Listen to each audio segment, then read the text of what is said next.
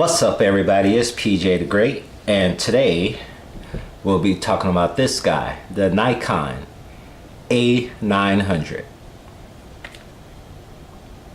4K vlogging on the cheap, kinda.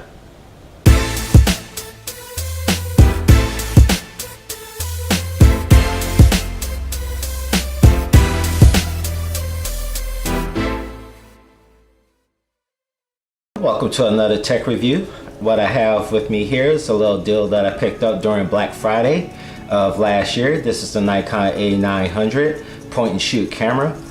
The reason why I picked this camera up because I was kind of looking for another vlogger that had one of these flip up screens, and I got a pretty good deal on it. I got it refurbed for like $189. First and foremost, I want to say that this video is not sponsored in any way, shape, or form. I paid for this with my own money right off of eBay.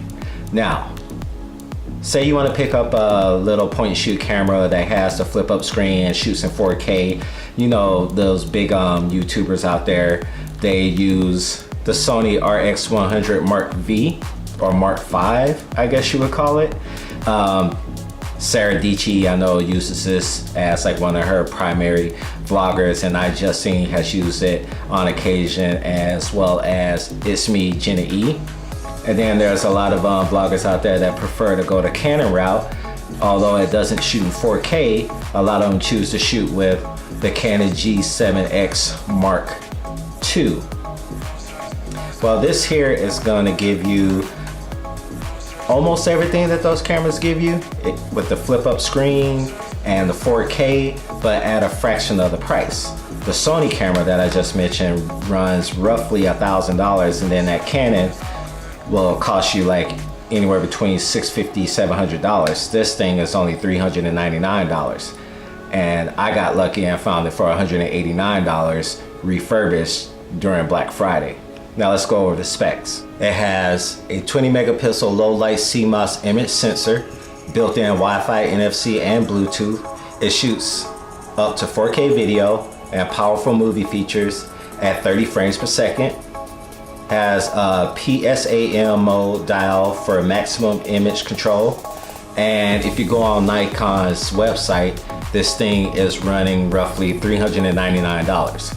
But you can find it a lot cheaper, like if you go somewhere like on eBay or Amazon. Now this is pretty comparable to those other cameras that I mentioned, the Sony RX100 Mark V and the Canon G7X Mark II. But this one shoots in 4K, the Canon doesn't, the Sony does. And if you're looking for something that's affordable and portable that shoots in 4K, I think this would be a great option for you. I've used this camera a couple of times, and I think it works pretty good, and you really get a lot for your money. Now let's say you're a slow motion freak. You can get slow motion on this, only at 60 frames per second, but it's going to be at 1080p. It's not going to be at 4K. Now what are some of the pros that I see with this camera? Obviously is the fact that it shoots 4K at such an affordable price. I really like that. If you want that option to be able to shoot in 4K, I primarily film in 1080p, but I like having that 4K option, especially if I want to film something really crisp, really clear, and then downsize it to 1080p. So I really like that about this camera. Also, everybody's always looking for that flip up screen. So when they're vlogging, they can make sure that they're in the frame. They're framing up everything that's behind them that they want to highlight in their vlogs. This is very beneficial, so you'll make sure that everything is getting in the shot. So that's one of the pros that I see with it and what I like about it as well. And of course, we already went over the price. Nikon website, once again, this is not sponsored. It's $399, but I highly recommend you go somewhere like eBay or Amazon. You can find it a lot cheaper. I got lucky and found this for $189 during Black Friday last year. I think right now I'm seeing it priced at roughly $280, but that's still a fraction of the price of the Sony and Canon models. Okay, so what are the cons with this camera? Well, the first con that I think comes with this camera is, although it does shoot in 4K, the image stabilization is really not that good at all. There is an option if you go into movie VR mode. You can go in and you can set regular stabilization, and then there has an option for hybrid image stabilization that gives you a lot smoother, crisper picture when you're moving about. As you can see in some video footage that I shot in my 2018 Here I Come video, I was filming in 4K on that, and when I was walking, the image was extremely shaky. That's one reason that I'll probably be using this at 1080p for the most part, and I'll probably switch on the 4K mode when I'm shooting some B-roll with it. Another con with this camera is the position of the mic. As you can see, I have a little mismatch mic fur on there. It's on the front, and you may be thinking to yourself, hey, that's a good thing, because when you're vlogging, you have the microphone pointed right at you.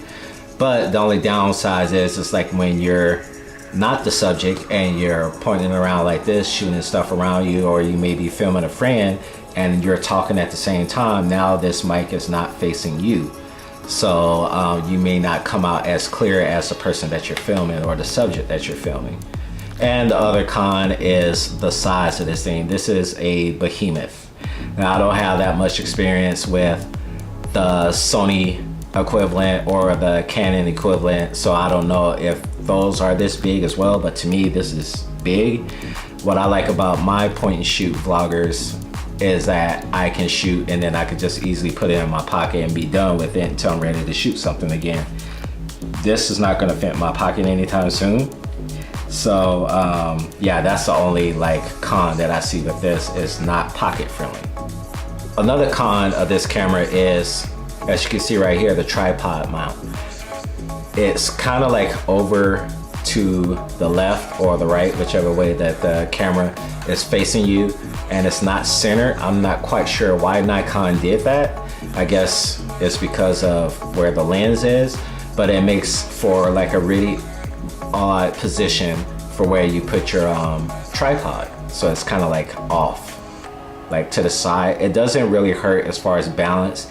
If anything, it's just extremely odd, especially if you're putting a gorilla pod or some kind of a tripod on here and you're vlogging with it like this. It's kind of awkward because your hand is over here and not in the center. So it's a little con, but it's still a con. Okay, so what is my conclusion? What are my overall thoughts about this camera? I think it's really good for the price, especially if you're wanting to shoot in 4K and you don't want to shell out $1,000 for the Sony version of this. I think this is a really good price. Like I said, the Nikon website shows it at $399. I paid $184 for it. I personally wouldn't pay any more than $300 for it. I wouldn't pay $399 for it.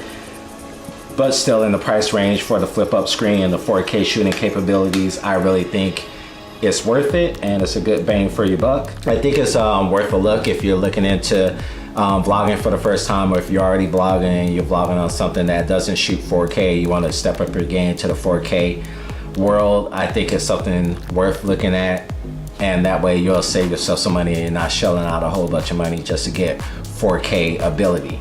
Me personally, I don't shoot in 4K. That's a whole nother story in itself. I just don't shoot in 4K. But when I did shoot in 4K on this, it was really crispy, really clean. I just didn't like the fact that the image stabilization was, in my opinion, lackluster.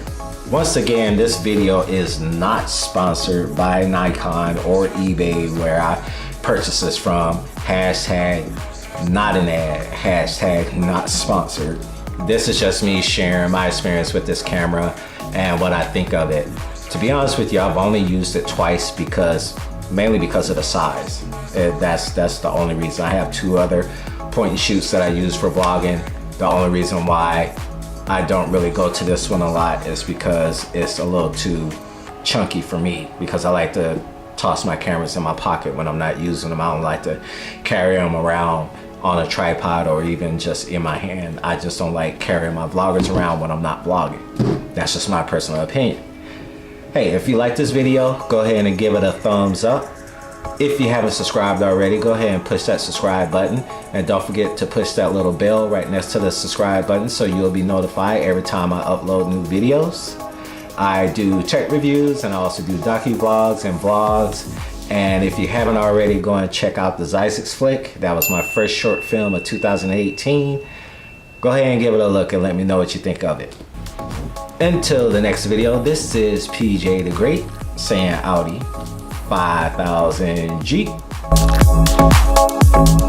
Yeah, I can see how this could be beneficial. You know, having a flip up screen while you're vlogging. A lot of people are all about that flip up screen. I personally don't see why you need a flip up screen, but that's a story for another video.